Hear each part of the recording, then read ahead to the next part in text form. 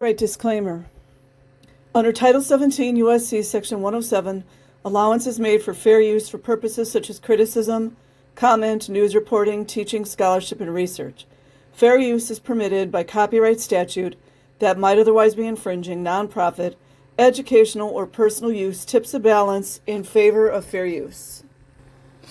Okay, guys, I'm not sure how much of this I'm going to read today, but I definitely wanted to get started, and I will leave a link in the description box.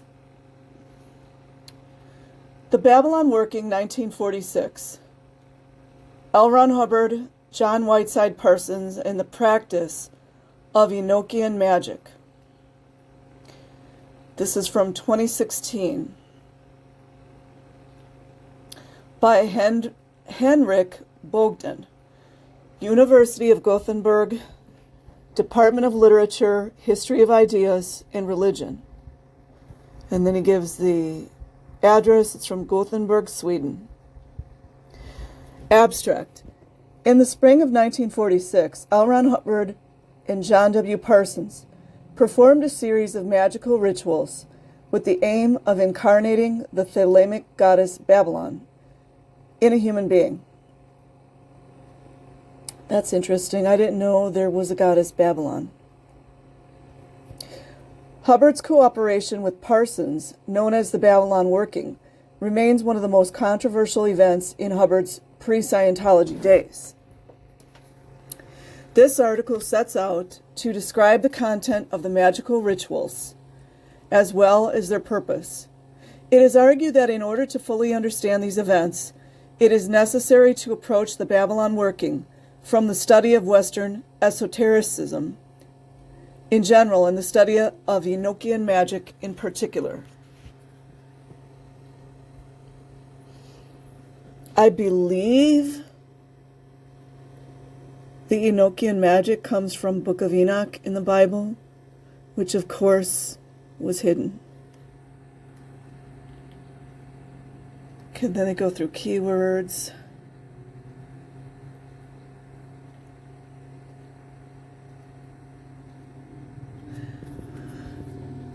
The keywords include Aleister Crowley, Ordo Templi Orientis, magic, Enochian magic, Western esotericism. In 1946, 4 years prior to the publication of L. Ron Hubbard's seminal work, Dianetics, The Modern Science of Mental Health, 1950, Hubbard participated in a series of events that remain controversial for the Church of Scientology, even to this day. Not like anyone in Scientology would know, right? During that spring, Hubbard performed a number of magical rites together with John Whiteside Jack Parsons, 1914 to 1952, that subsequently became known as the Babalon Working. Hold on, I'm going to see if I can get this so you guys can see it. Okay, you guys, I know you're probably not going to be able to read it, but I'm reading on my laptop, and just want to kind of let you guys know where I'm at in the paper.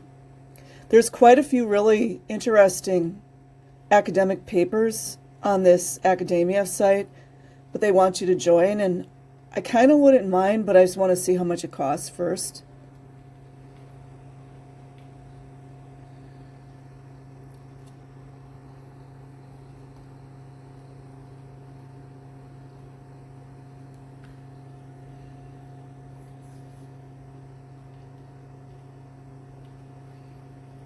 Okay, I'm starting with Jack Parsons. Jack Parsons, a pioneer rocket scientist, isn't that funny, they always say that, and co-founder of the Jet Propulsion Laboratory, was the head of Agape Lodge of Ordo Templi Orientis, a secret society that since the early 1920s was under the leadership of the British occultist Aleister Crowley, 1875 to 1947. Hubbard's association with Crowleyan magic has been known to the public since 1969. I think he was a dabbler, to be honest.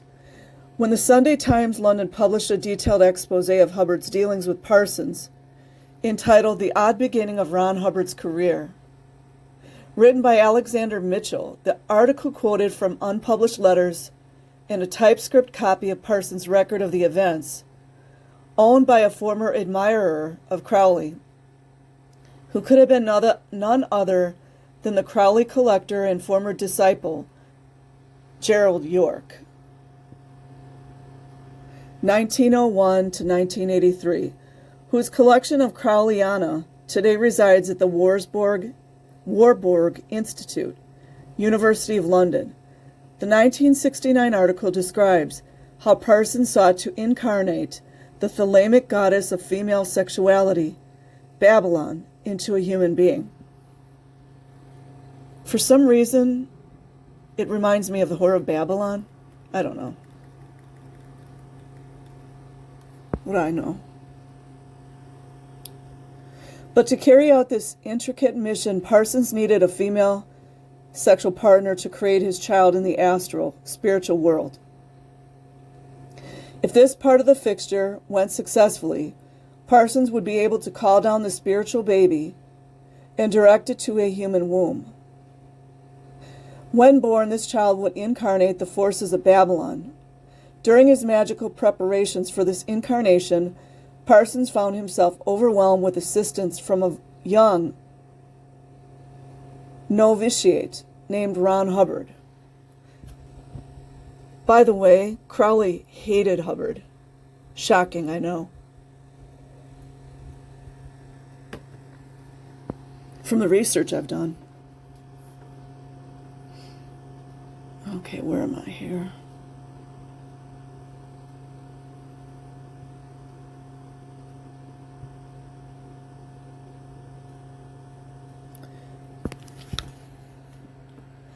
The article was clearly based against Hubbard, and it mentioned that Crowley himself was suspicious of Hubbard and dismissed him as a confidence trickster. Well, he was right about that. Moreover, the mere fact that Hubbard had been practicing magic with one of Crowley's chief disciples, and that there is therefore a connection between Crowley's magic and Hubbard's religious ideas, would have been embarrassing for the Church of Scientology in 1969. It is therefore not surprising that the COS forced the Sunday Times to pay a settlement for suggesting that there is a connection. But as Hugh B. Urban has pointed out, what is surprising is that the COS did not deny that Hubbard had practiced magic with Parsons. I don't think he knew that much about magic, to be honest. I mean, maybe a little bit, because all the mind control, that's black magic. But on the contrary, admitted that all of this really did happen. The 28th December 1969 issue of the Sunday Times included a statement from the COS in which it was claimed that the Order of Templars Orientis, they didn't spell it right, I don't think. They spelled it Orientalis. I don't think that's how you spell it. Maybe I'm wrong. Practice savage and bestial rites. Is it making sense now, you guys? And that Hubbard had been sent to handle the situation at the headquarters of the American branch of the organization at 1003 Orange Grove Avenue, Pasadena, California. Hubbard's mission was successful far beyond anyone's expectations. The house was torn down. Hubbard rescued a girl they were using. This seems very Hubbard friendly, doesn't it? Hubbard rescuing someone? I don't believe that.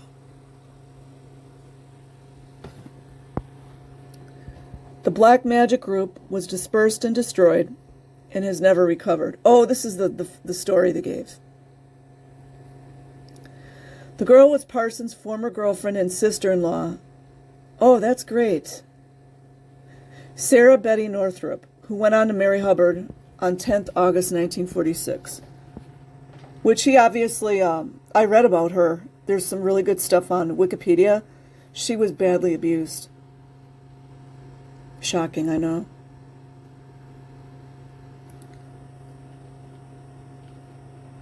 While there has been a lot of speculation about the impact of Crowley's magic on Hubbard's Scientology, particularly by critics of Scientology, no other name than critics, is there?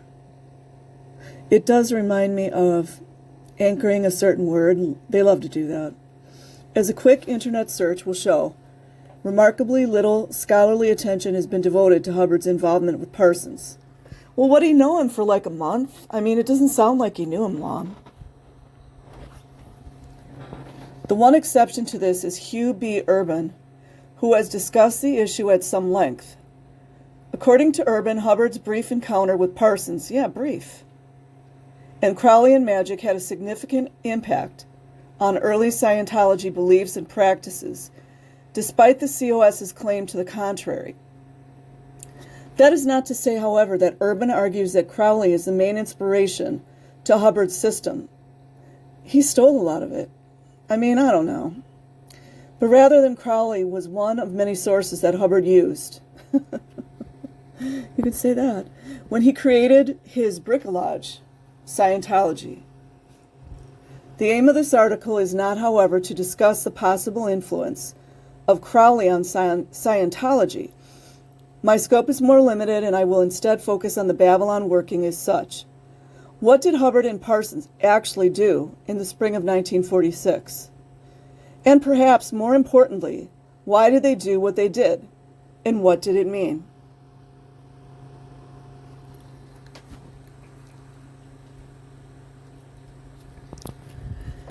The Ordo Templi Orientis was founded before World War I in Germany, remember that, by a group of Freemasons who shared an interest in theosophy, occultism, and Rosicrucianism. The leader of this group, Theodor Reuss, envisioned the OTO as a sort of Masonic academy that would unite a wide range of Masonic high-degree systems into one order. Reuss claimed that the true secret of Freemasonry had been lost, but that it would be restored through the formation of the OTO, which possessed the key to Freemasonry, namely, it's like ant print, I can't see it.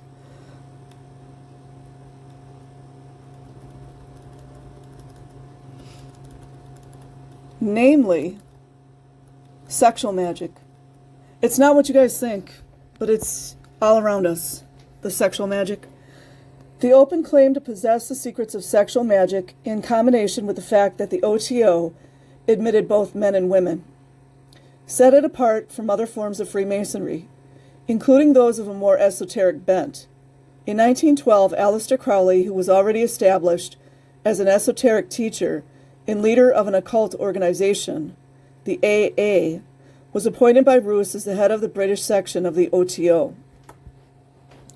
The teachings of sexual magic were congenial with Crowley's own occult religious system of Thelema, of which he saw himself as the prophet. What a joke, right? According to Crowley, a holy text called the Book of the Law, I'm scared. I wouldn't read it. I'm scared.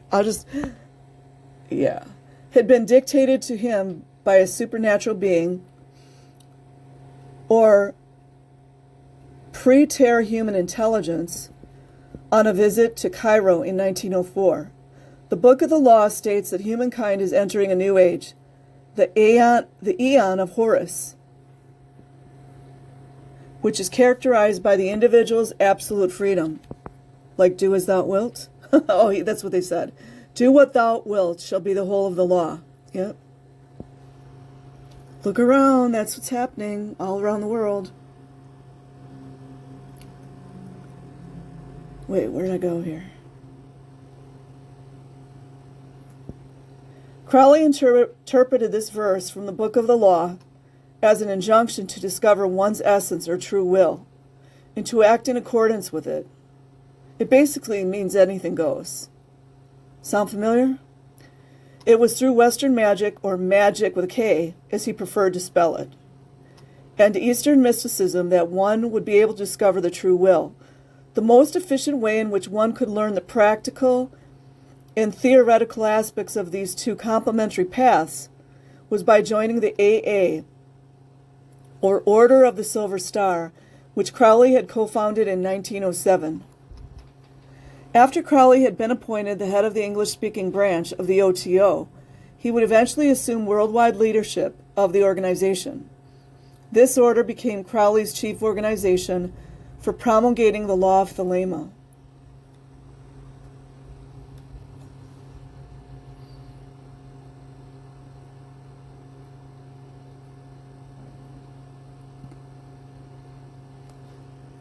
By the 1940s, there was only one functioning OTO lodge under Crowley's leadership, the Agape Lodge in California. Jack Parsons entered the Thelemic milieu in California towards the end of 1940 and quickly attracted the attention of the older members. Jane Wolfe, a silent film actress who had spent time with Crowley at his Abbey of Thelema in Cefalù, Sicily, during the early 1920s, remarked in her diary on 1 December 1940, "Unknown to me, John Whiteside Parsons, a newcomer, began astral travels. This knowledge decided Regina Cahl to undertake similar work, all of which I learned after making my own decision. So the time must be propitious. Incidentally, I take Jack Parsons to be the child who shall behold them all. The mysteries hidden therein." And then it says what chapter and page. 26 years of age, 6'2", vital, potentially bisexual at the very least, University of the State of California and Caltech, now engaged in Caltech chemical laboratories, developing bigger and better explosives for Uncle Sam. Travels under sealed orders from the government, writes poetry, sensuous only, he says. Lovers of music, which he seems to know thoroughly.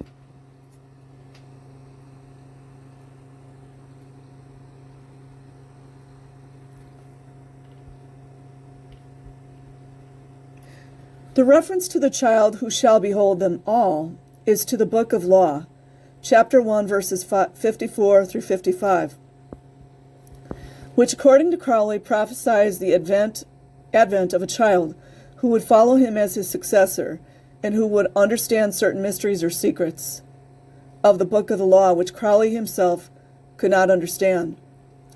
It is quite remarkable that a senior member such as Wolfe, I've heard that name before, would accredit Parsons, a newcomer to the Thelemic circle, with such a role. If nothing else, it is evidence of the fact that Parsons impressed the Californian members of the OTO, and on 15 February 1941, he was initiated as both a Minerval and a first-degree member of the OTO at Winona Avenue in Hollywood.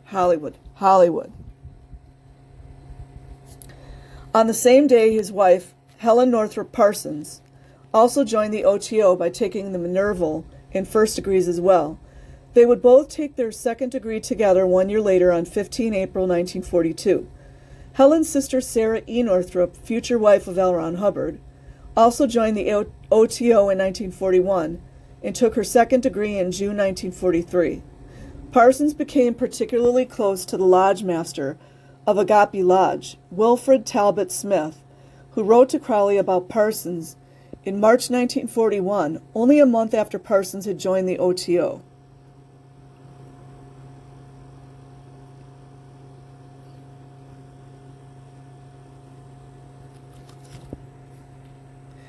I think I have at long last a really excellent man, John Parsons. In starting next Tuesday, he begins a course of talks with a view to enlarging our scope. He has an excellent mind and much better intellect than myself. Oh, yes, I know it would not necessarily have to be very good to be better than mine. J.P. is going to be valuable. And that's W.T. Smith to Aleister Crowley, dated 21 March 1941. By the way, they were all swapping people in that building, just to let you know. If it's people of their free will, I don't care. I'm just saying. By March 1942, Parsons' devotion to Smith was obvious to the other members of the lodge, and some members were even considering Parsons to succeed Smith as a lodge master, as seen in a letter from Jane Wolfe to Aleister Crowley. Incidentally, I believe Jack Parsons, who is devoted to Wilfred, to be the coming leader, with Wilfred in advisory capacity. I hope you two get together someday, although your present activities in England seem to have postponed the date of your coming to us. Jack, by the way, comes in through some inner experiences, but mostly perhaps through the world of science. That is, he was sold on the Book of the Law because it foretold Einstein, Heisenberg, whose work is not permitted in Russia, the quantum field folks, whose work is along the factor infinite and unknown lines, etc. You two would have a whale of a lot of things to talk over. He and Helen are lock, stock, and barrel for the order. And that was Jane Wolfe to Aleister Crowley, 9 March 1942.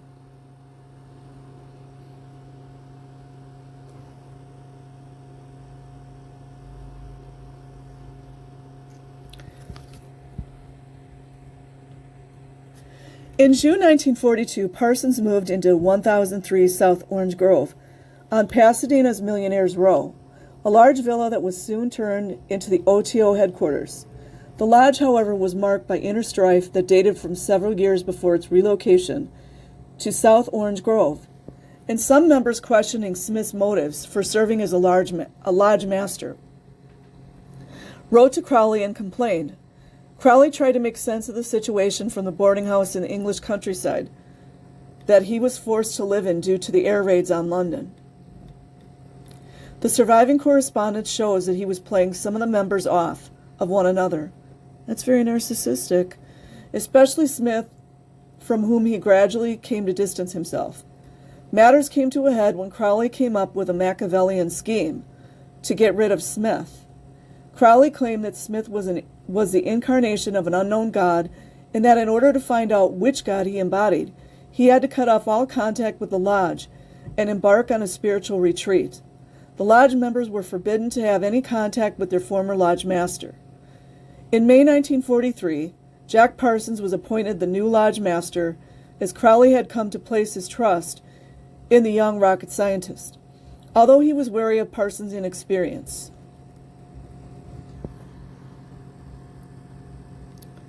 Jack is the objective. Smith is out, an affaire classée. Anybody who communicates with him in any way is out also. Does that sound familiar?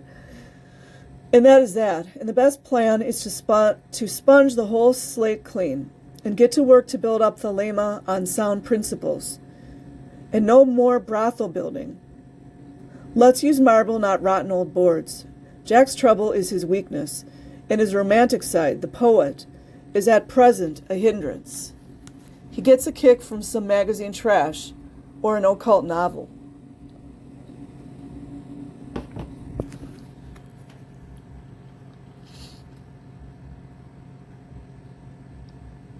If only he knew how they were concocted. And dashes off in wild pursuit. He must learn that the sparkle of champagne is based on sound wine. Pumping carbonic acid into urine is not the same thing.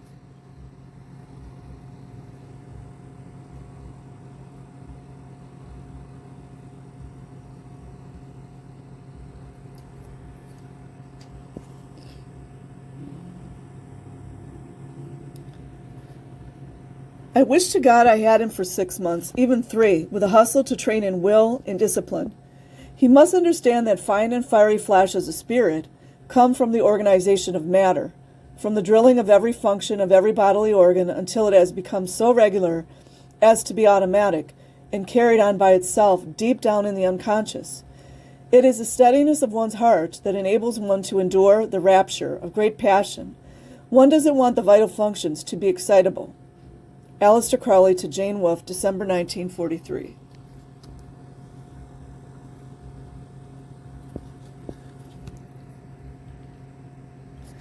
Parsons set himself to organize the lodge activities and held weekly classes on various topics, but he still remained loyal to Smith and complained to Crowley about how his former lodge master had been treated. The mistreatment of Smith led Parsons to temporarily resign as lodge master towards the end of the year. Although the resignation was never implemented, Crowley continued to put his trust in him, but he was still concerned about Parsons' apparent lack of focus, a concern which he shared with some of the senior members of the lodge. I am very glad indeed of your offer to cooperate practically in any way possible. I have left Jack Parsons in charge. He is quite all right in essence, but very young and easily swayed by passing influences.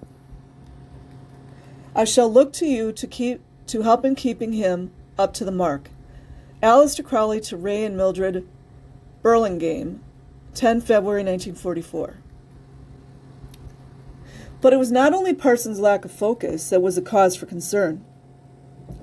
He also had an unorthodox approach to magic and used witchcraft and voodoo in his rituals, something which the other members of the lodge avoided. More importantly, Parsons increasingly became interested in the idea of breaching the border between the spiritual and material realms to bring a supernatural entity into the world. This possibility of establishing contact with spiritual beings was accepted by the other members of the lodge as part of the practice of magic, but Crowley cautioned against taking such entities literally. Students are most earnestly warned against attributing objective reality or philosophic validity to any of them, a warning that Parsons appears to have ignored.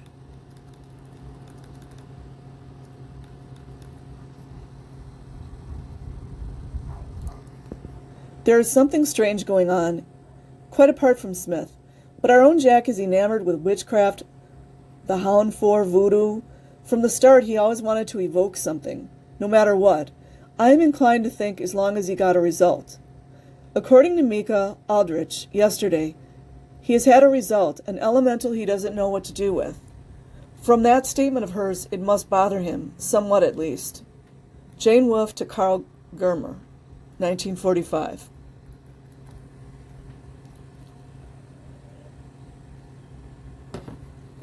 The Babalon working. L. Ron Hubbard arrived on the scene on 1 August 1945 when he visited the house at 1003 South Orange Grove Avenue in the company of science fiction illustrator Lou Goldstone. He soon moved into the house and started an affair with Parsons' girlfriend and sister-in-law, Sarah E. Northrup.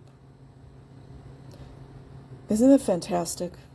Parsons continued his magical experiments throughout the fall and winter of 1945 and struck up a close friendship with Hubbard, despite the fact that his girlfriend had abandoned him for Hubbard.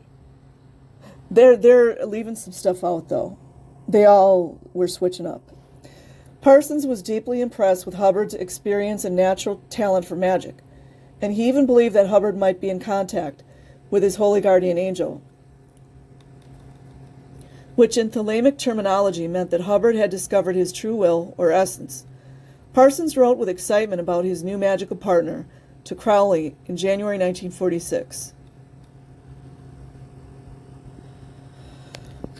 About 3 months ago, I met Captain L. Ron Hubbard. Oh, so that's all he got. Hubbard only got to captain, and he was in there for 4 years. I guess it's about right. A writer and explorer of whom I had known for some time. He is a gentleman. That's a lie. Red hair, green eyes, honest and intelligent, and we have become great friends. He moved in with me about 2 months ago.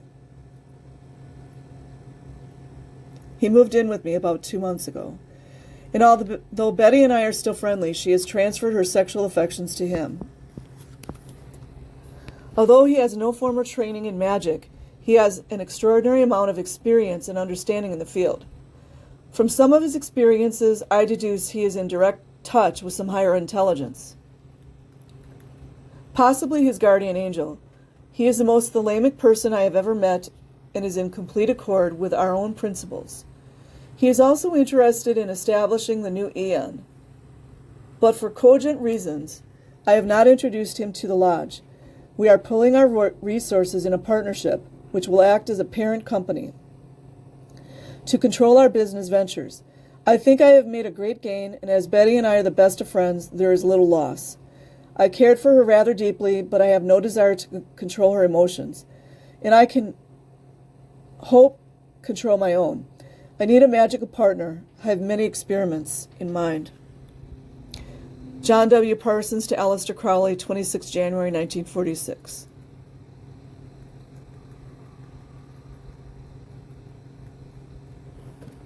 The magical experiments he alluded to had already commenced on 4 January when Parsons and Hubbard began a series of invocations of an elemental, something Parsons already had experience doing. Parsons would later call the record of these experiments the Book of Babalon. In the introduction to this text, he explained that the underlying philosophy for the Babalon working is that the present age is under the influence of a violent force, which Parsons identified with the god Horus. There's always an Egyptian connection, always. That would lead to catastrophe. The catastrophic trend is due to our lack of understanding of our own natures. The hidden lusts, fears, and hatreds resulting from the warping of the love urge, which underlie the natures of all Western peoples, have taken a homicidal and suicidal direction. This force needs to be counterbalanced by another sort of force called Babalon. The nature of this force relates to love, understanding, and Dionysian freedom. Look into those gods, you guys, seriously. The invocation of Babalon was thus, according to Parsons, an attempt to prevent the world from being destroyed. The force of Babalon was to be found in each man and woman, but it could also manifest in a specific woman, which was the ultimate goal of Parsons and Hubbard. It is indicated that this force is actually incarnate in some living woman as a result of the described magical operation. A more basic matter, however, is the indication that this force is incarnate in all men and women and needs only to be invoked to free the spirit from the debris of the old eon and direct the blind force of Horus into constructive channels of understanding and love. It's from the Book of Babalon.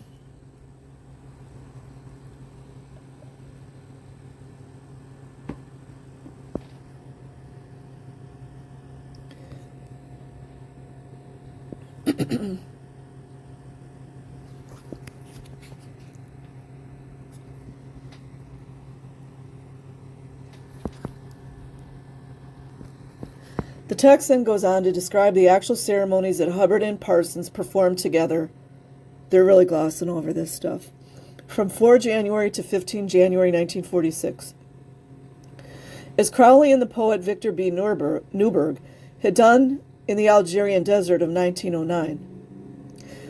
They can't say what's going on. Parsons and Hubbard used the Enochian system of magic developed by the Elizabethan magicians, Dr. John Dee and Edward Kelly. John Dee was very powerful. Crowley, Newberg, and Desti, 1998. It was no coincidence that Parsons chose to use the Enochian system, since it was through it that many key spiritual doctrines of Thelema, including those of the goddess Babalon, had been revealed to Crowley. But whereas Crowley and Newberg explored the ethers or spiritual levels, Parsons and Hubbard limited their use of the Enochian system to its third key or call, an invocation of the element air, the so-called air tablet.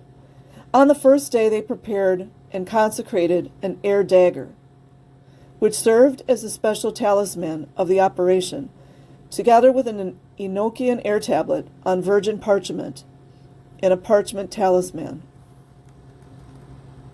The ritual itself consisted of 11 parts.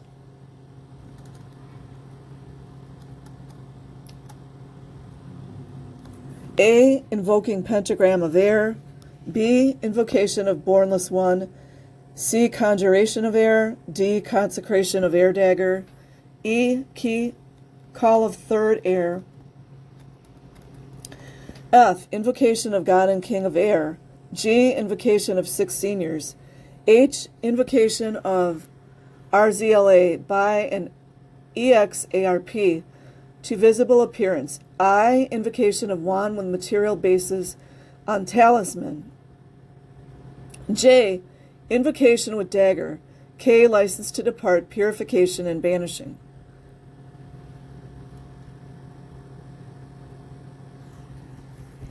Should have banished Hubbard.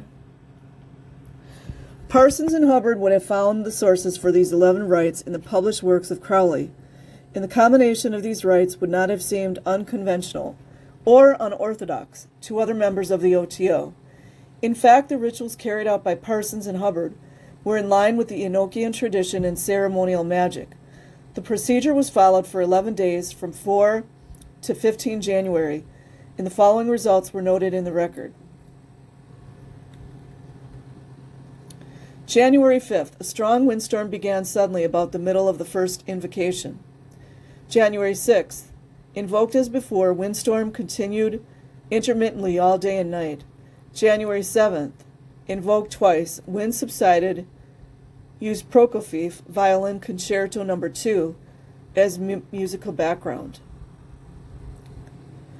January 8th, invoked twice, using blood. Invoked twice using blood.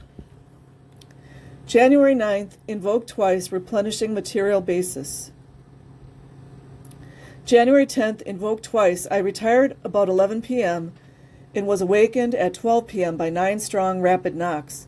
A table lamp at the opposite corner of the room was thrown violently to the floor and broken. There was no window in this corner and no wind was blowing at the time. See what they invited in? Note, I have little experience with phenomena of this sort. Magically speaking, it usually represents breaks in operation. There should be no phenomena but the willed result. January 11th, invoked twice, using blood. Using blood. January 12th, invoked twice, a heavy windstorm. January 13th, invoked twice, windstorm continued. January 14th, the light system of the house failed, about 9 p.m.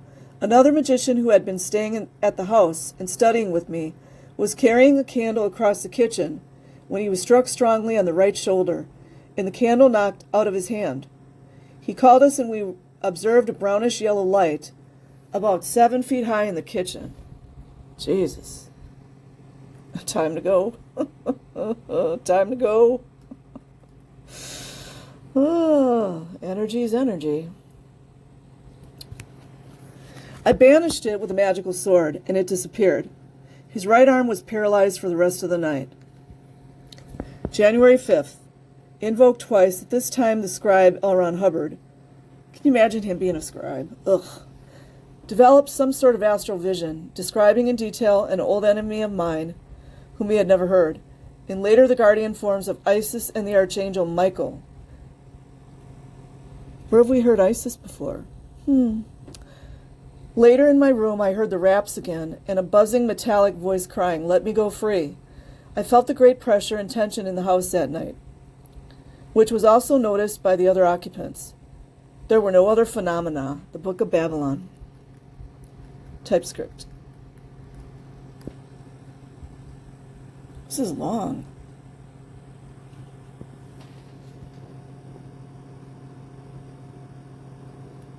According to Parsons, it took 4 days for the result to manifest.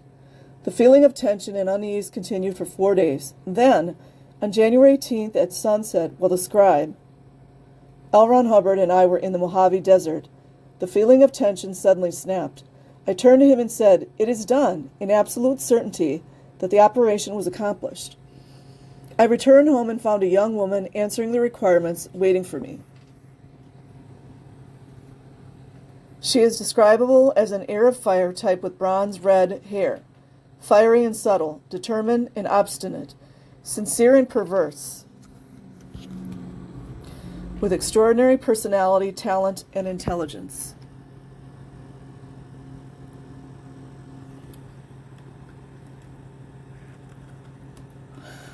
The woman that appeared at Parsons' home was Marjorie Elizabeth Cameron, 1922 to 1995.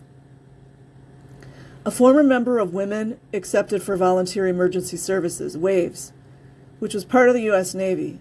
Cameron had actually been at the house on South Orange Grove Avenue a short period before, but had not spoken with Parsons at the time. This time, however, they immediately fell in love and spent the next 5 weeks together in bed. From 19 January to 27 February, Cameron only later came to realize that the sexual intercourse that they engaged in during that period was actually a long series of sexual magic practices, during which Parsons constantly invoked Babalon. Or to quote from the book of Babalon, during the period of January 19th to February 27th, I invoked the goddess Babalon with the aid of my magical partner, as was proper to one of my grade. In the midst of his sexual invocations of Babalon on 2 February, Parsons found the time to write to Crowley, but instead of revealing the nature of his magical workings, he informed Crowley of how L. Ron Hubbard had defended him from an astral attack by his old mentor, W.T. Smith.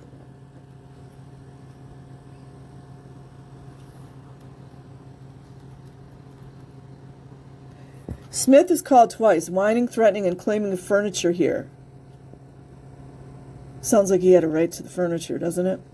The next night, Ron Hubbard, who had never seen Smith, described him behind me, clad in a black robe and having an evil, pasty face. He attacked this figure and pinned it to the door with 4 throwing knives with which he is expert.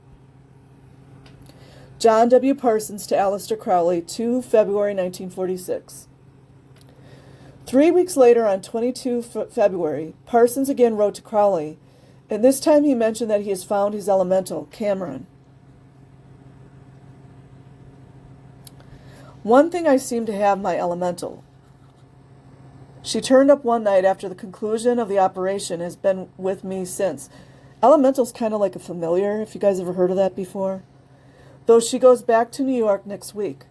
She has red hair and slant green eyes as specified. John W. Parsons to Aleister Crowley, dated 22 February 1946.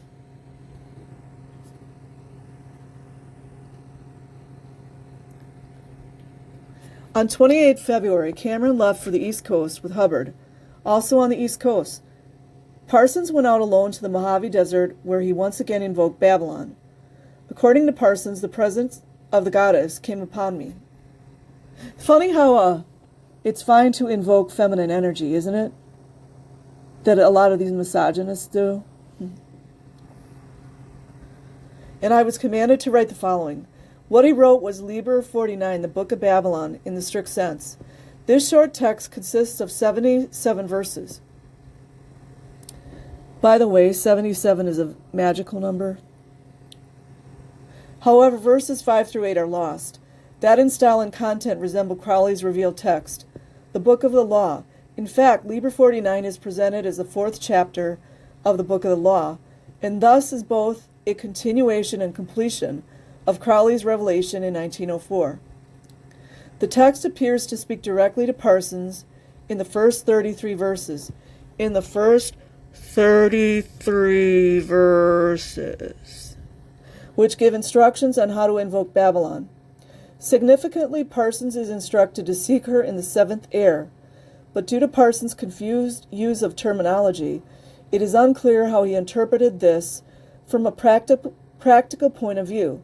Verses 34 through 46 seem to be directed to a woman who, as Babalon's daughter, is an incarnation of Babalon. In my name shall she have all power and all men and excellent things, and kings and captains, and the secret ones at her command, whereas the remaining verses again seem to be directed to Parsons, in which Babalon gives instructions on how she should be worshipped. The text ends with the words, "Get my star upon your banners and go forward in joy and victory. None shall deny you and none shall stand before you. Because of the sword of my brother, invoke me. Call me in your convocations and rituals. Call upon me in your loves and battles, in my name, Babalon, wherein is all power given." Oh, time to go.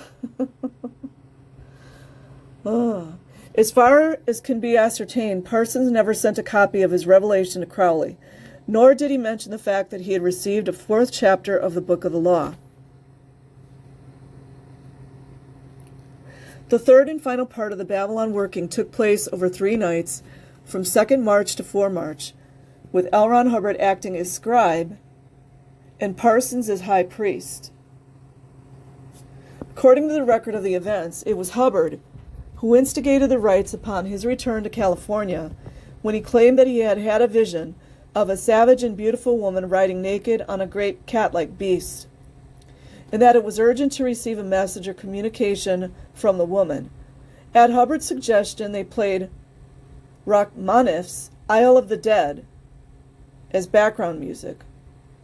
And at about 8 p.m., Hubbard began to dictate a message, which Parsons wrote down. L. Ron Hubbard, the angel of Taro, a 3-day retirement to greet her. Purify thyself. The symbol is 7 by 3. It is Babalon. Keep secret. The communications are sacred. These are the preparations. Green gold cloth, food for the beast, upon a hidden platter. Back of the altar. Disclose only when the doors are bolted. Transgression is death. Back of the main altar. Prepare instantly. Light the first flame at 10 p.m. March 2nd, 1946, the year of Babalon, is 4063. Beware of the use of profane rituals. She is the flame of life, power of darkness. Power of darkness. She destroys with a glance. She may take thy soul. She feeds upon the death of men. Beautiful, horrible. The Book of Babalon. Reminds me of all the death cults, or the death... I guess the death cults.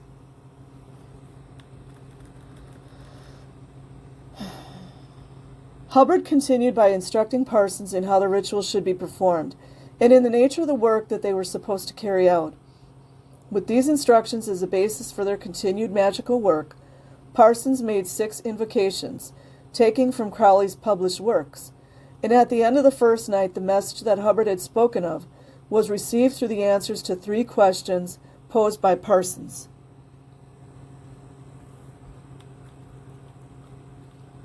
How can I communicate directly with Babalon? Hear her, see her, feel her, be sure that I am working aright. Answer. At the altar is in meditation, as you know now. Also invoke me carnally with all your passion. You guys know what that means, right? Thus, will you feel my desire and increase my substance? 2. How can I serve best? Answer. Follow instructions exactly and in detail. Avoid loose interruptions. Be diligent. Do not hesitate or question. Act. All depends on your time. How can I be certain of the vehicle? I believe vehicle means like body. I don't know. I could be wrong, but I think. Answer. Do not trouble yourself with this. It does not concern you. I will provide the vehicle. I will show you a sign and signs. It is the now which concerns us. Keep your faith. Think not overmuch. The Book of Babalon.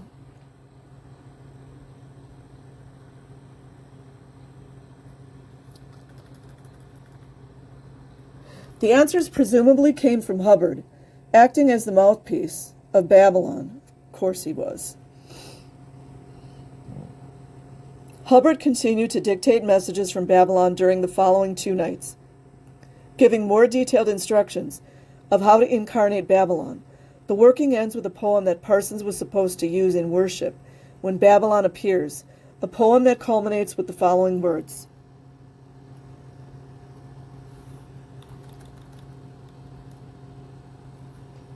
Her mouth is red, and her breasts are fair, and her loins are full of fire. And her lust is strong as a man is strong in the heart of her desire. And her blankdom is holy as virtue. Oh, I was right then. The whore of Babalon is holy as virtue, is foul beneath the holy sky. And her kisses will wanton the world away in passion that shall not die.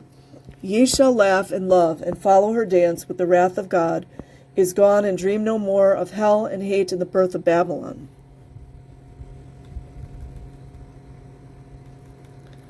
Two days later, on 6 March, Parsons wrote to Crowley about the recent events. I can hardly tell you or know how much to write. I am under the command of extreme secrecy. Extreme secrecy. I have had the most important, devastating experience of my life between February 2nd and March 4th. I believe it was the result of the 9th degree, i.e. sexual magic, working with the girl, i.e. Cameron, who answered my elemental summons. I have been in direct touch with one who is most holy and beautiful, mentioned in the Book of the Law. I cannot write the name at present. First instructions were received through Ron Hubbard, the seer. I have followed them to the letter. There was a desire for incarnation. I was the agency chosen to assist the birth, which is now accomplished. I do not yet know the vehicle, but it will come to me bringing a secret sign. I know. Forgetfulness was the price. I am to act as instructor, guardian, guide for 9 months. Then it will be loosed on the world. That is all I can say now. There must be extreme secrecy. There must be extreme secrecy. I cannot tell you the depth of reality and poignancy, terror and beauty I have known. Now I am back in the world, weak with reaction, but the knowledge remains I have found my will. It is to serve, and serve I shall. All I am or will is pledged. All I am or will is pledged. It is not a question of keeping anything from you. It is a question of not dwelling or thinking unduly of the matter until the time is right. Premature discussion or revelation would cause an abortion. A manuscript, the Book of Babalon, is prepared, which will be released to the proper persons at the right time. I must ask you to trust me.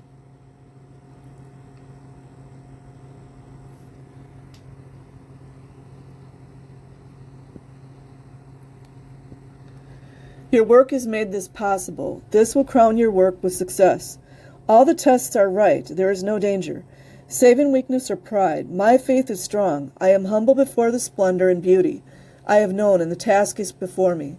I ask your blessing. John W. Parsons to Aleister Crowley, 6 March, 1946.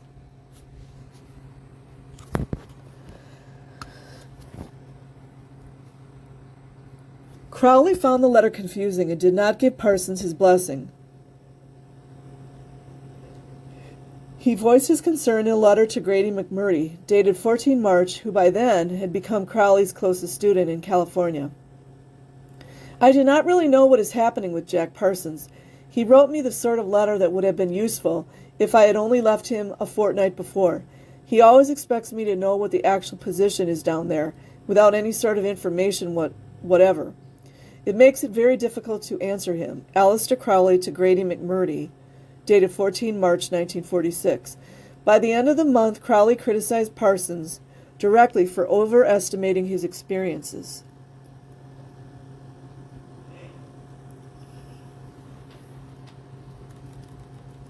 I am particularly interested in what you have written to me about the elemental camera, because for some little while past I have been endeavoring to intervene personally in this matter on your behalf. I would, however, have you recall Levi's aphorism. Oh, I can't think of the name. The love of the Magus for such beings is insensate and may destroy him. It seems to me that there is a danger of your sensitiveness upsetting your balance. Any experience that comes your way, you have a tendency to overestimate. This sounds like gaslighting to me. I don't know. The first fine careless rapture wears off in a month or so, and some other experience comes along and carries you off on its back. Meanwhile, you have neglected and bewildered those who are dependent on you, either from above or from below. That's a magic phrase. I will ask you to bear in mind that you have one fulcrum for all your labors, and that is your original oath to devote yourself to raising mankind. That sounds like Scientology. All experience, all efforts must be referred to this. As long as it remains unshaken, you cannot go far wrong. For by its own stability, it will bring you back from any tendency to excess. At the same time, you being sensitive as you are, it behooves you to be more on your guard than would be the case with the majority of people. Aleister Crowley to John W. Parsons, 27 March 1946. It sounded like he just negated all his experiences. So it sounds like. You guys know it's probably full of narcissists. Let's see, okay.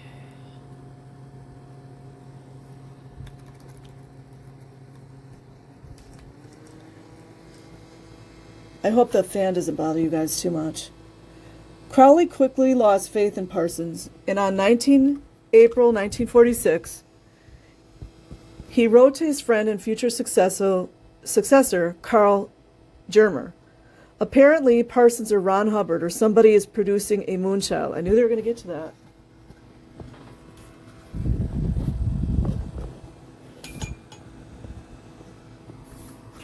I get fairly frantic when I contemplate the idiocy of these goats. On 19 May, he wrote to Parsons, "You have me completely puzzled by your remarks about the elemental. The danger of discussing or copying anything. I thought I had the most morbid imagination, as good as any man's, but it seems I have not. I cannot form the slightest idea whom you can possibly mean." By then, Crowley had also learned that Parsons, Hubbard, and Betty in January had formed a partnership called Allied Enterprises, with the object of purchasing yachts on the East Coast, sailing them to California, and selling them for a profit.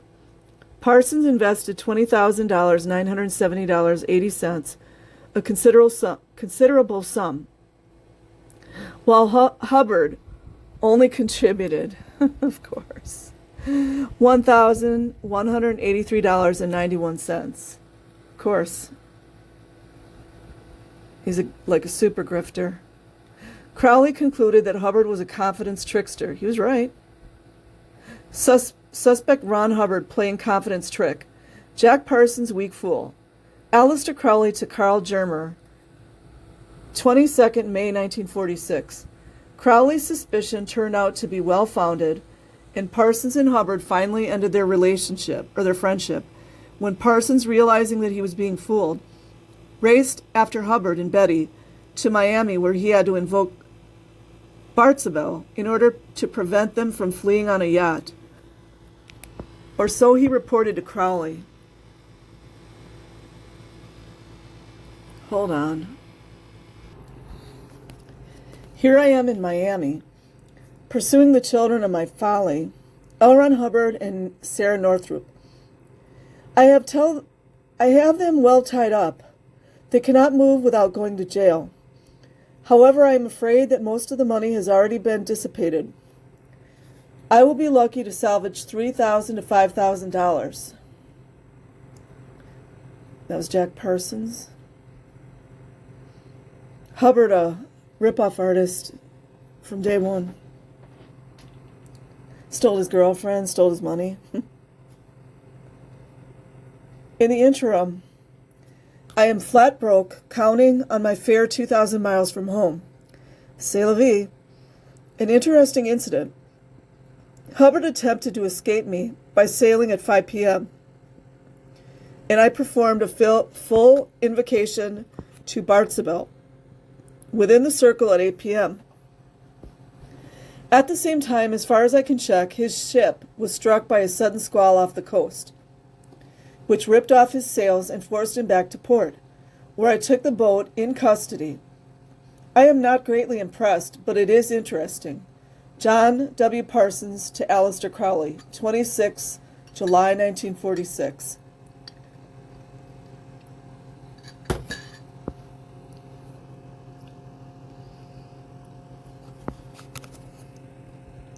Having lost faith in Parsons, a few months later Crowley had him removed as lodge master of Agape Lodge.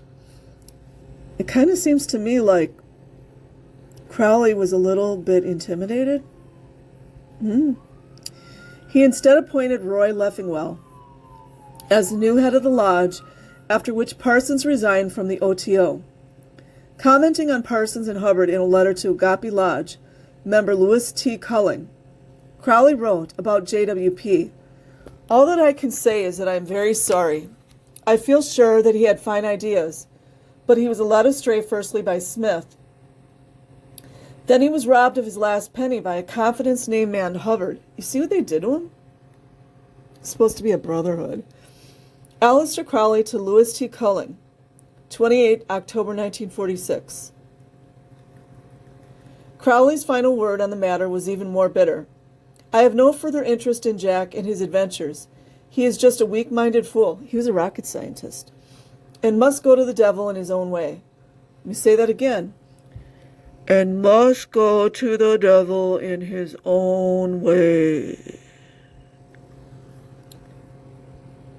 Requiescat in Pace. Aleister Crowley to Louis T. Culling, 17th December 1946.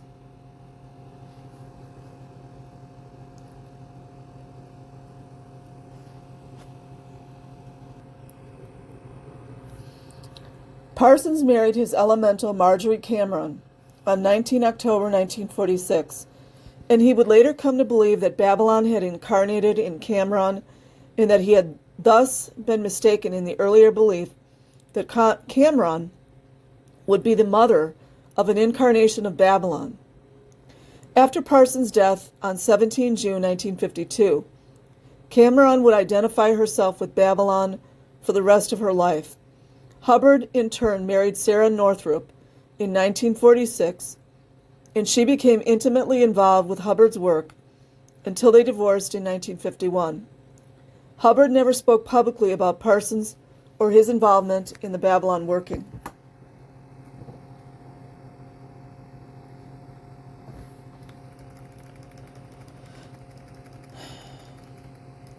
Enochian magic and Western esotericism. What are we to make of Hubbard's involvement with the Babalon's working? In order to assess and understand the rituals that Hubbard and Parsons engaged in for the first 3 months of 1946, it is useful to approach the topic from the study of Western esotericism. The practice of magic and other forms of 20th century occultism is increasingly being understood by Western esotericism scholars not as a flight from reason, i.e., as a reaction against modernity and secularization, which embraced irrationality and superstition, as older forms of scholarship claimed. On the contrary, occultism is often seen as a part of modernity, or even as a harbinger of modernity. Rationality, logic, and scientism are thus often intimately connected with esoteric discourses on magic and other similar currents and practices.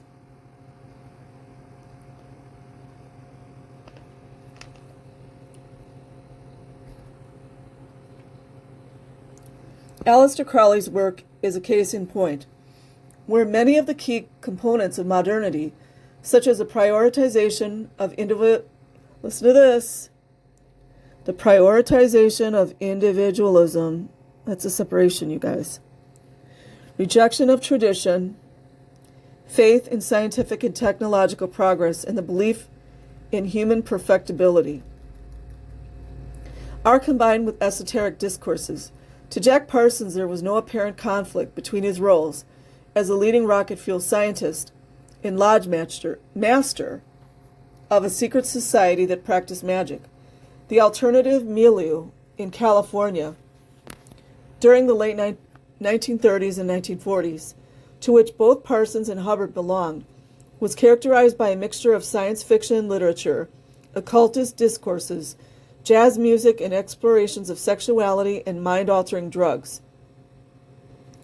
Or if we narrow in on the spiritual parts of the alternative culture, we can for analytical purposes make use of Christopher Partridge's concept of a culture. The occult was part of the popular culture in California. Magic was in the air. Occult means hidden, by the way.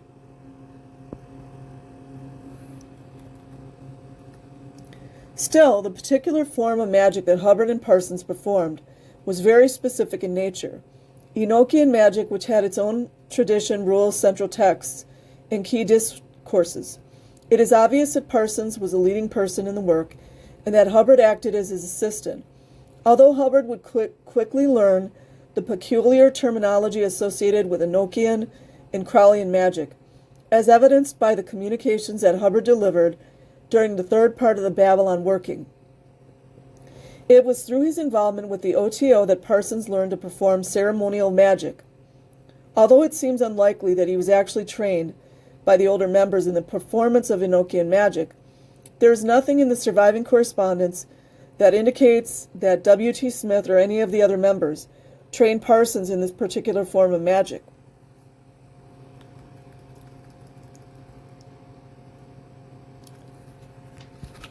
Instead, Parsons studied Crowley's published writings on the subject, especially Liber Chanokh, published in the Equinox. In this text, Crowley gave the calls or invocations that the practitioner is supposed to use when exploring the 30 ethers, or astral levels of the Enochian system.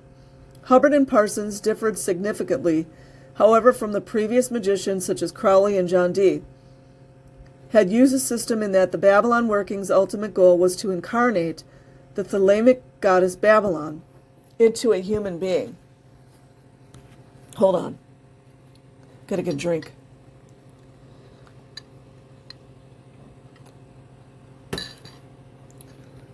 Parsons and Hubbard's Enochian magic was thus not limited to accessing gnosis, or some part of revealed knowledge, but was cosmic in scope in the sense that they sought to prevent a disaster from happening.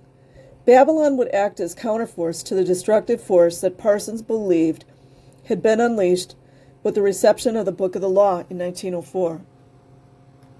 Is it making sense to you guys yet?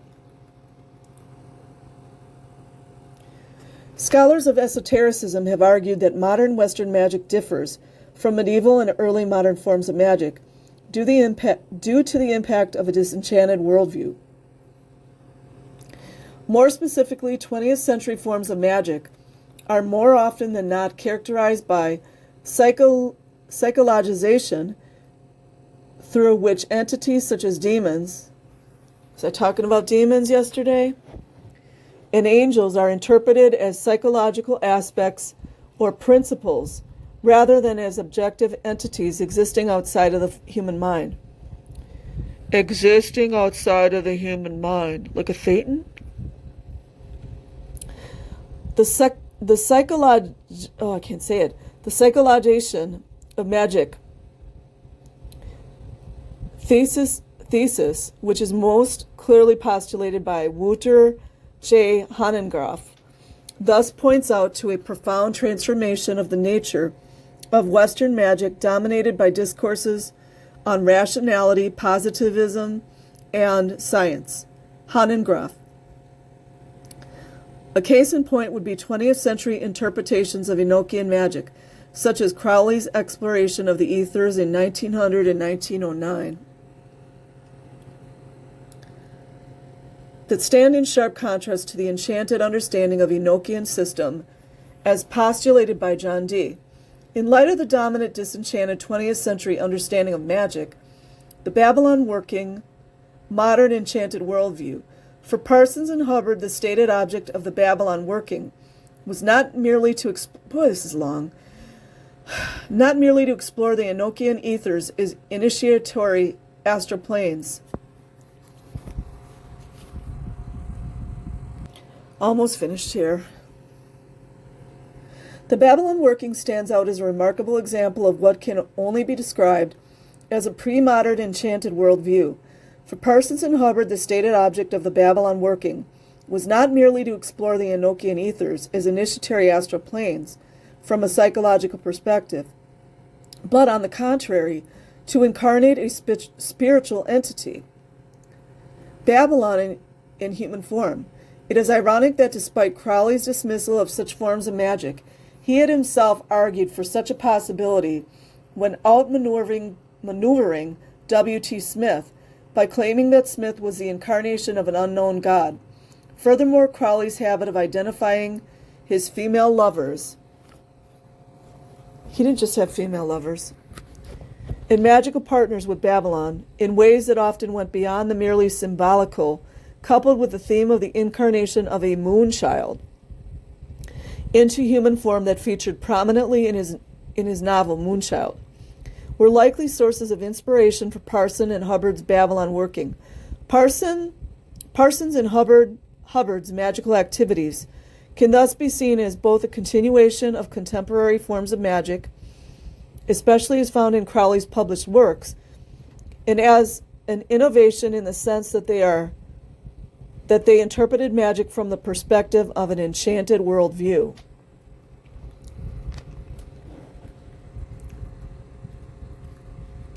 The original Enochian workings of Dee and Kelly in the 16th century came to an end when Kelly proclaimed that the angels instructed them to swap wives. See? I told you. The irony was not lost on Parsons, who in a letter to Cameron 4 years after the Babalon working, concluded, "I have the text of Dee's scrying in the seventh air. As he said, so terrified me that beseeching God to have mercy upon me, I finally answer that I will, from this day forward, meddle nor smart, no more herein." I didn't know this. Dee said, "I'm out." The voice speaking from Kelly resulted in a sinister disassociation of Kelly's personality. Like psychosis? The parallel with my own working with Ron Hubbard is appalling. After this, Kelly robbed Dee. Jeez, everybody's robbing each other. Absconded with his wife. Jesus. And developed a criminal confidence career. I don't know who this Kelly guy is. Man, unbelievable. Guess the magic didn't work, did it? I'm sorry, I can't help it. In view of the fact that the MSS was unknown to Hubbard and I, the parallelism is really extraordinary. Oh, thank God. Okay, you guys, that's it. I will leave a link in the description box. Like and subscribe if you choose. Otherwise, have an amazing day or night wherever you are. Peace.